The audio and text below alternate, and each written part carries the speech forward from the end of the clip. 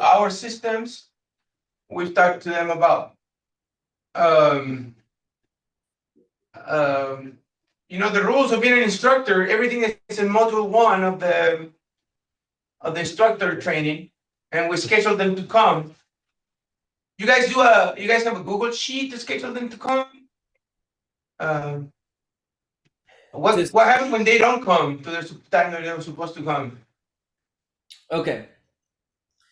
So, and actually, it's I did want to jump into that stuff a little bit today. Let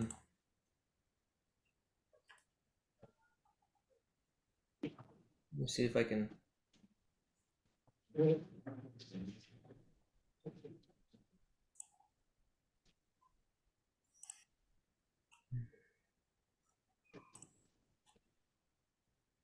me see if I can share my screen real quick.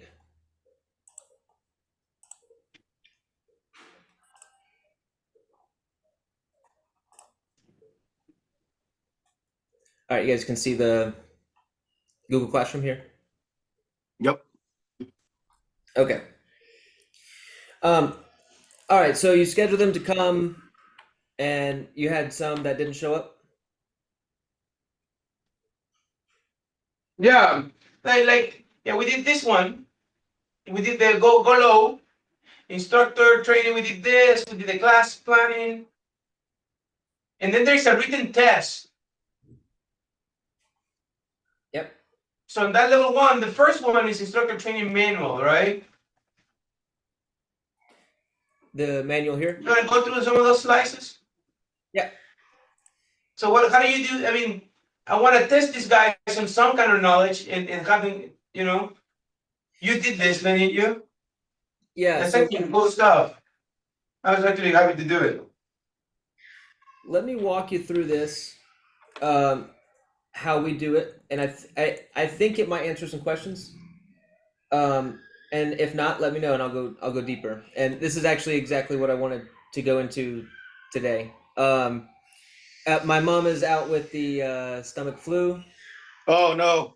I had dinner at her house last night and I left there at 7, and I got home, and by 8:30 I got a text said that she was throwing up. Keep it out there because what's that? Influenza B. It start with the stomach flu. Yeah, it's. She said it was pretty rough, so she's yeah. Oh no! I hope she feels better soon. Yeah, I'll let her know. He said that. Thank you. All right, so and also she actually thought she loaded up 4 and 5. They're all completed. But I told her today that they were not up there, so she is actually working on that today to make sure level 4 and 5 are up there.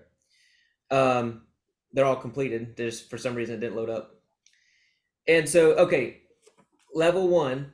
I'm going to lay this out how we do it, and then you guys can totally customize it to how you like it, right? And what works best for you. This is just a system that's worked amazing for us. And so we believe it's easily transferable to other schools. Level 1 is the apprentice level. Okay, everybody's going to start here at the apprentice level. You have your lessons. It's real. I mean, this is like the very beginning, right? But it doesn't matter if it's a 12-year-old or a 40-year-old. We still go right through all these lessons. We do a patch for if you become an apprentice. Now, in order to become an apprentice, you have to have this is again how we do it: 25 volunteer hours. You have to be attending the leadership. We require twice a month that they come to the leadership trainings because we do every week, right? Again, you can come up with your system. Maybe you do once a month, and they got to show up to that once a month. We recommend weekly for your instructor training. It's really important to carve that time out. So 25 volunteer hours, attend the trainings, and then they have to pass the test. Written test right here. Okay. What's it? Class planner level manual. Go up. The second. No. Go low. Class planner Level 1 minimum. Okay. Yeah. So then we have I scheduled everybody, right? I put everybody into a list. And I also got like a renewal list of guys that I want to put into this class. Okay. You know, and I made them commit to come and teach at certain times. Is that what you do? How we do it? Absolutely. How do you keep track? You have cards, or you put them in a? How do you communicate with them? Yeah. Oh, I wish I was on my phone because I could show you. We have a. It's very simple. I just got a poster board. And it's in the classroom, and it's got all the names on it, and it's got it's got plenty of space, and they just every time they get a volunteer hour, they put a check mark right there. It's right there. I can see everybody that's volunteering and all their hours. I will send a picture. I'll send a picture after the meeting today, so you guys can see that. Okay. So, all right. So let's take it. Let's say you got a 14-year-old. Okay. Let's say you got a 14-year-old. You put them into this. You know, some of our adults are doing one class a week. They're busy, right? They got careers, they have families, so they come in and volunteer one class a week. Well, it's going to take them 25 weeks to complete the 25 volunteer hours. They need to attend the instructor training classes, and then they got to pass the test, and then they get a patch that says apprentice. The same thing happens for level 2. So once they do that, I think it might help, and you might want to, how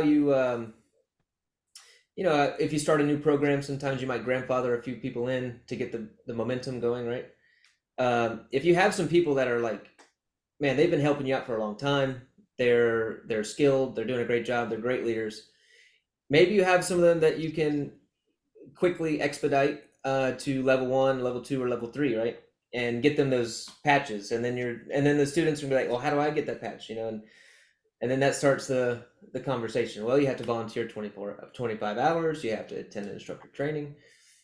Well, how do I get to the instructor training? Well, Mr. Sebastian has to invite you. Well, how do I get invited?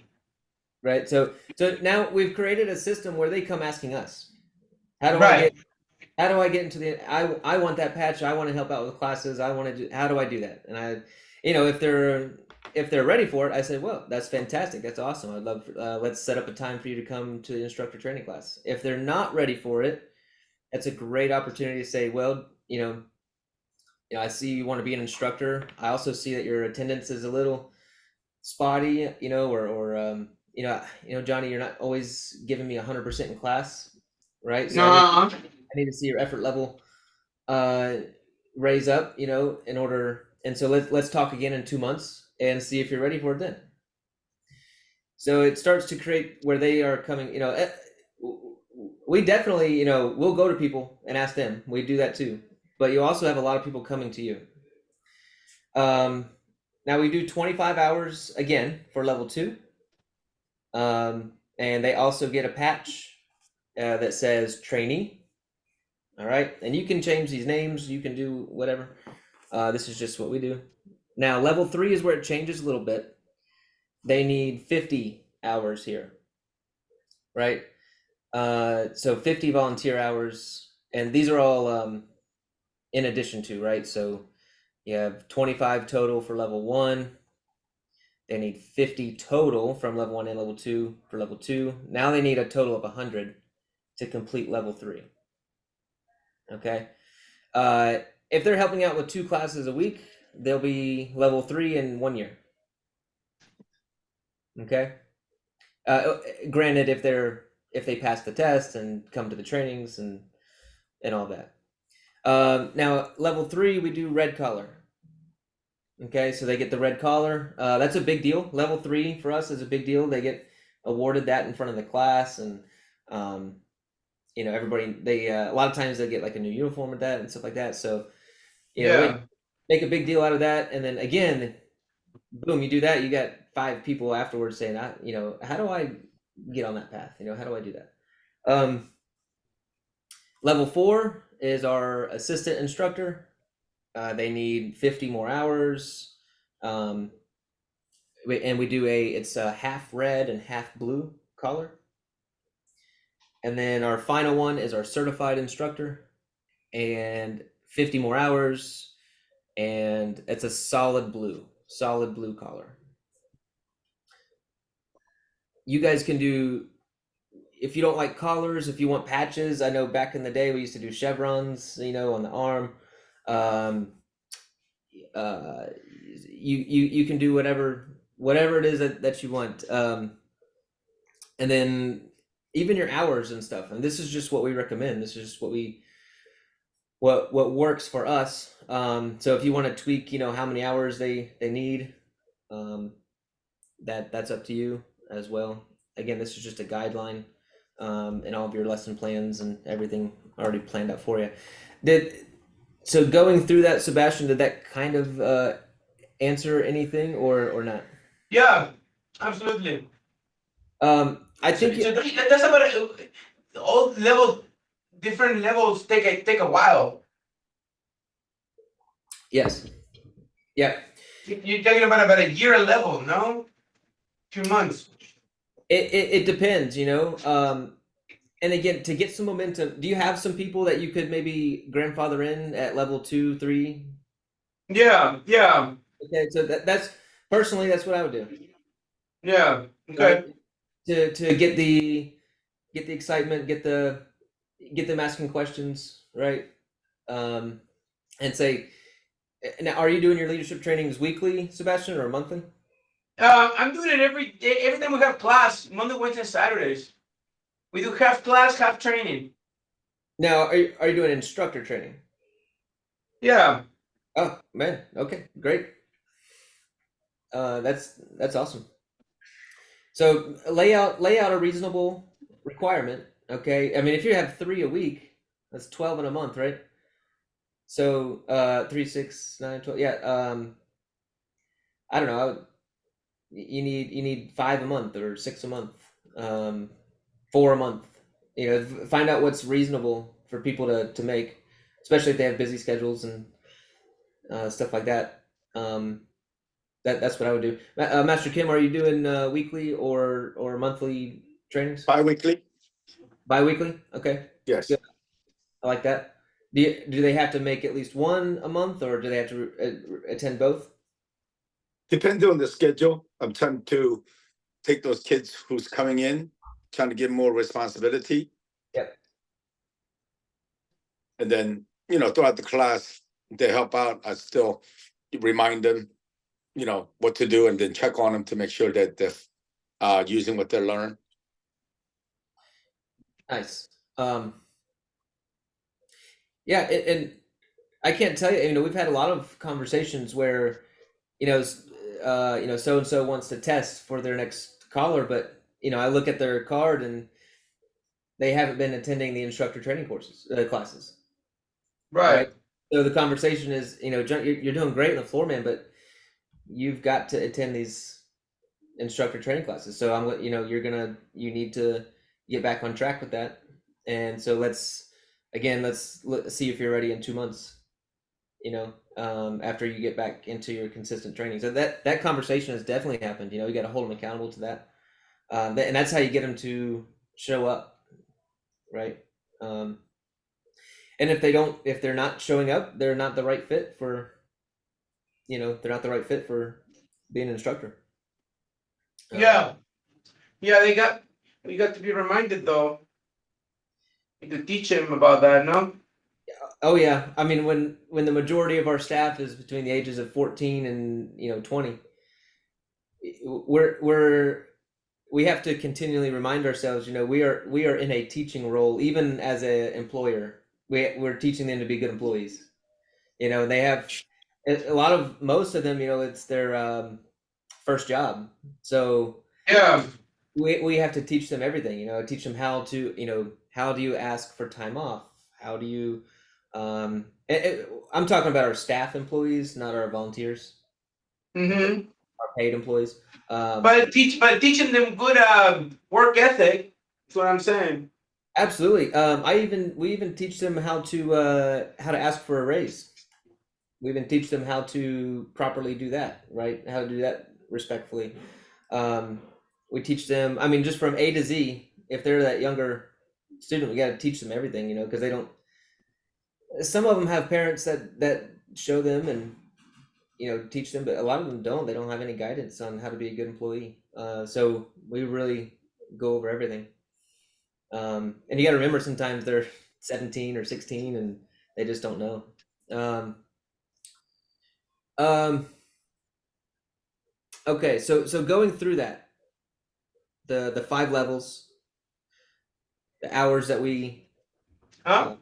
the hours that we require, they have to What? pass the tests, they have to attend the trainings. Today? Yes. What do we have? What time to be? So wait for this to finish. Does that Right. is there any questions on that? Is there anything that you're taking away from this, implementing, or Wait, which one are, and okay, what about the juniors training? Which one are you guys doing now? we just switched because we just finished up February. We were doing positive mental attitude. Yeah, which one are you guys doing now? So let me scroll down. Also, really cool. My mom just came out with her second book. It actually goes in order of these leadership lessons: the confidence, positive attitude. So positive attitude. So we're on leadership. Okay, so we go to leadership, teamwork 2 right here, and this is where we start today. And it goes mom's book. I think she's gonna send you guys a copy. And it's her personal stories on each of these leadership lessons, and it could be a good book for you guys to use or hand Which one out. are you doing right now? Say again. Leadership? Is that what you were doing right now? Yes, sir. Number 2, We're on number because 3. we just went into March. And you listen, you already did. Well, this is lesson 1 though. Unity leadership lesson, teamwork 2. Okay, so that's the one we're watching now. Yeah, this is the written portion. This first one. So if you don't do the videos, if you just want the written, and then so this week we're starting with this video.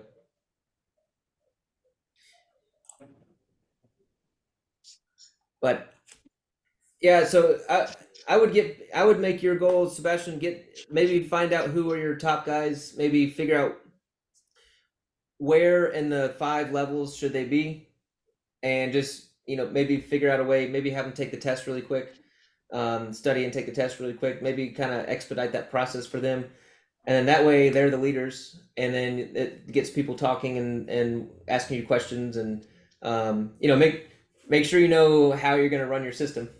Make sure you know that you're ready to answer those questions. But the volunteer hours, the trainings required, make sure you have all that lined up, and then I think that you'll get people to show up better. Yeah. Do you guys do collars, or Master Kim? Do you guys do collars, or do you guys do chevrons? What do you guys do? No, when they help out, I give them patch. For the leadership kids, I give them a storm patch. Nice. And then if they completed 100 hours, then I'll give them a leadership blue jacket with the name embroidered with the studio logo. If they complete 100 hours, nobody can buy that jacket. So it can only be earned. It only be earned. Never given. I love that. Are you having anybody do the tests? Me? Yes, sir. Not yet. I'm gonna start implementing that. Okay, nice. I love it when I see the adults and teenagers come in. They got their manuals, they're studying, and I always like to see that, and that shows me who's really taking it seriously. Whenever I see them come in with their manuals and taking notes and things like that, that always shows me who's really focused and paying attention. Sebastian, what about you guys? Do you guys do collars? Do you guys do chevrons or? I'm sorry, say that again? For your leadership levels, do you have it like collars that signifies what level they're at, or chevrons? No, I have not. I do not. I would like to have some kind of patch. Patches are good It's too. cool that you can present things like weapons and cool stuff like that when you like put them in certain levels. You know what I'm saying? Absolutely, absolutely. So like I said, we do patches for the first 2 levels and then collars for the next 3, and that's been a nice. It's worked well. The collars are real visible, so they get seen nicely. But just find out what works for you. I do like something visual that everyone can see every day. A patch would be cool. You're gonna get some custom made patches. Or uniforms are cool too. The uniform master came out. I do like that idea a lot. And Got a guy told me that he gives swords away and like nunchucks, certain weapons are accessible only for certain teams. You know. yeah, anytime you can kind of create that exclusivity is people want that. They want to work for it. Well, great. I went pretty long into that. I was just gonna also encourage you guys. We had an amazing event Saturday. We had 84 kids, 25 of them. We had about 25 new families inside of our facility. We got all their information. We got appointments. We did 1 hour. We did teamwork was the focus. What you do? I saw a video. What you guys do? What event? Yeah, we had a bring a buddy teamwork event. We advertised it. I'll send it to you, Sebastian, as well. We had invitations. They were really nice. We made up really nice ones. I was telling Master Kim before he got on, at Valentine's, we'll give kids 30, 40, 50 invitations. They're real cheap. They're real easy. And they hand them out to their whole class, right? For this event, we only gave them like 2 invitations because we wanted them to bring like their best friend, right? Their best friend or their good friend, and bring their families with them. So a little bit more personal, and it worked really well. We got 25 new families in the school. Like I said, we have that email list as well that we're always adding to. I encourage you guys to make sure that you have.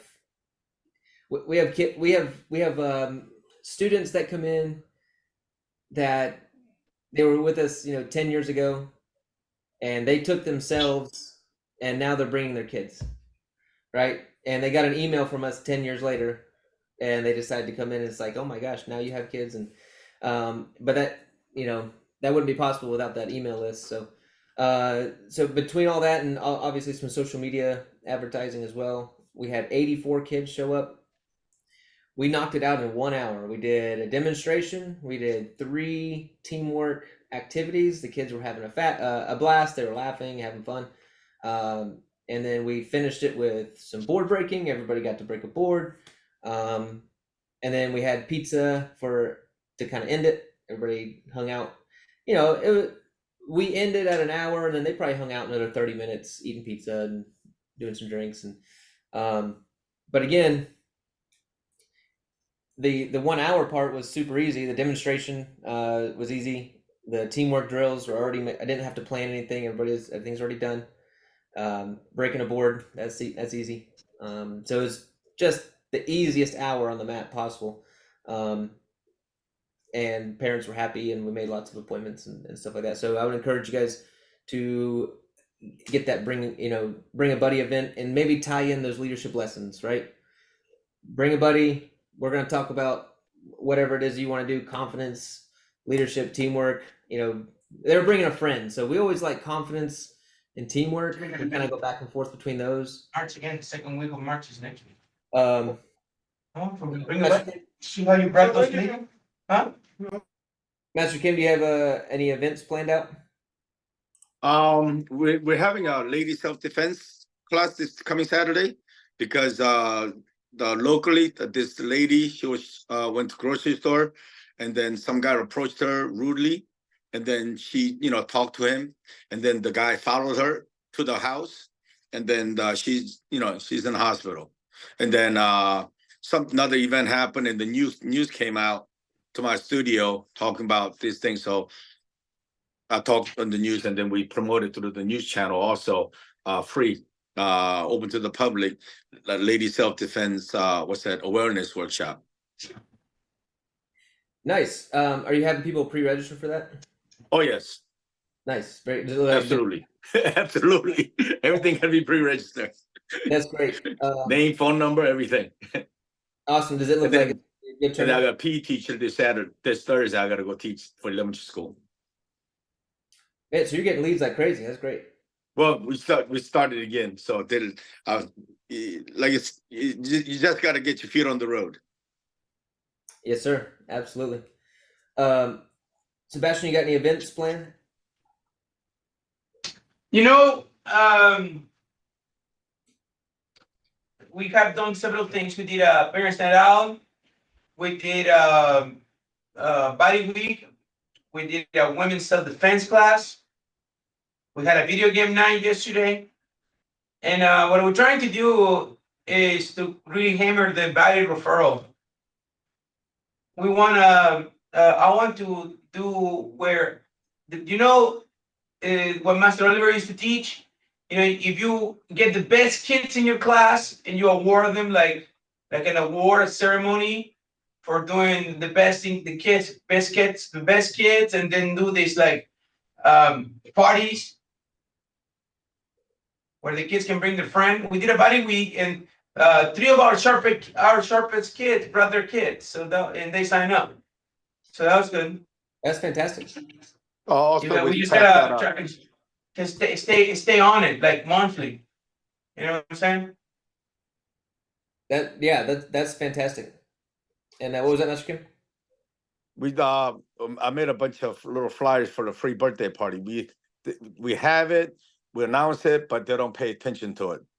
So I print out a form, little information about the birthday party. I'm hand giving it to the parents because it doesn't work with announcing or Facebook or emailing. So we're gonna start passing, just like the buddy week. You got to pass the paper out. That's the only way they pay attention. It really is, and that's what we did with our invitations. It was like, here, give this, and we practice with our staff, right? Hand the kids the invitations, and you gotta say, hey, invite your best friends and their mom and their parents, right? Yep. That's what works. Yep. How they used to call it referral machine? You know how you give stripes for the character development deal? Yes, sir. At ceremony time, when it was time for belt testing, you will award in front of everybody that has the most character development. Usually the best kid, they got more attendance, best, more respectful, best behavior, practice at home type of guy. That guy gets a big hand, gets a patch, gets a medal, certificate, and invitation to do a party to bring his friends. Yeah. That's a good idea. Yeah, I love that. All those events that you're talking about, Sebastian, we don't do parents' night outs anymore. We've really gravitated towards these buddy days, and we put a lot of effort into getting those new families in. So it just the reward for, and maybe it was just the way that we were doing the parents' night outs, because we just usually did it more. It's more of a fun thing, but try to put a little bit more emphasis on just getting those new families in the building. Some people I think we just got tired of the parents' night outs too. 6 to 10 or 6 to 11, and your whole Friday. They don't bring new people. It didn't bring new people. We really tried to get them to bring friends and stuff, but then the parents bring the friends and then leave.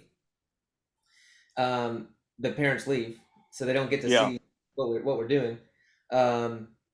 So that one wasn't we did them for years. Okay.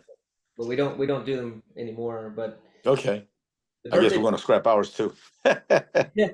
It just turned into okay, you make $400 on the night for 5 hours of work, and that's not That's and Maybe use the time for leadership. Bring the buddy there for leadership. I guess we can do that way, Yeah, like what you did. but I am doing it from the. I didn't even charge for them, so we're doing it for free, and we spend money actually. We do it for retention to have kids have some fun. and if that's your goal, if that's your goal, I think it's great. We have we have other things for retention that we do. That was just one. That was one that we. What else you do for retention? So like in the summertime, we do like park days, right? So we'll go out and have now we'll make it a quicker class because it's hot. So maybe a 20 or 30-minute class. And then we do a park day, and then we just play and have games and have a picnic. We do stuff like that, which they can also bring a buddy to that too, right? You're always bringing a buddy to those fun things like that. So park days are fun. We do the teamwork thing like we did this weekend. That was free for them. They got free pizza, and we call it a bring a friend teamwork pizza party, right? So I mean, they get to come, break boards, eat pizza, do stuff like that. And we have Halloween parties for retention, Christmas parties for retention. Those are all free. Those are all just fun stuff to do. So we have events throughout the year that we do for retention. But you do some kind of seminars at all? Say again? Seminars, especially like we have a big tournament in November. So we do seminars. And again, I like to the price that we charge for our lessons. I don't like to charge for the seminars. I like to just make those free. I typically have one of my other instructors teaching that, so it's not more time for me, and it gets people involved into the tournament. They do have to pay for the tournament, so it will drive people to compete. And I love competition. Hey, when you do that tournament, do you guys do it for charity? We typically have two things going on. They charge. So our venue and stuff is pretty expensive, so we do have to charge for the event. Plus we do nice medals, we do nice t-shirts, all that stuff. And then we typically rope in a charity as well, right? So a portion of it will go to the charity, or maybe we'll do a big raffle for charity. So we're typically trying to do both at the same time. We're trying to have the event. Usually our goal on tournament is to kind of break even, because it is that retention event. I love competition for the lessons learned at competing. It changed my life. Learning to compete and control my emotions and all that stuff, right? So, and then the retention. Not everybody loves competing, but a lot of them do, and they love that competitive, getting competitive with their martial arts, and so that's the two reasons why we do tournament. Next time you gotta send us an invitation. We'll go to your challenge. We're gonna dojo storm us.